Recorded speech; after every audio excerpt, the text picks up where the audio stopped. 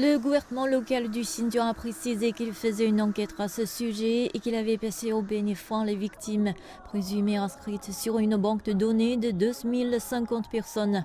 Ils ont affirmé que plus de 6900 personnes sur la banque de données des victimes du Xinjiang vivaient une vie normale. Plus de 3200 personnes sont en prison après avoir commis des actes criminels. Plus de 260 sont actuellement en dehors de la Chine. Ils ont ajouté que plus de 1300 de ceux qui sont sur la liste étaient d'une fabrication totale. Nous avons découvert que la liste avait été fabriquée par des gens avec des arrière-pensées. Toutes ces fausses données visent à inciter la colère et à diffamer le Xinjiang.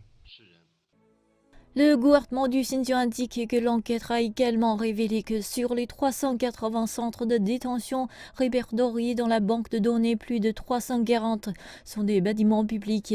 Ils incluent les magasins, les hôpitaux, les écoles et les bâtiments résidentiels.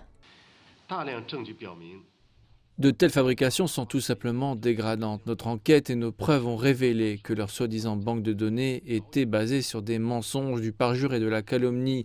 Certains politiciens et médias ont donné de la crédibilité sans les vérifier, accusant même le Xinjiang de génocide en raison de ces données. C'est ridicule.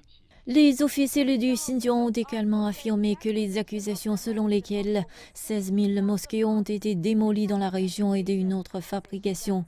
Ils ont ajouté que le Xinjiang était en train de rénover et de moderniser les sites religieux pour répondre aux demandes des gens.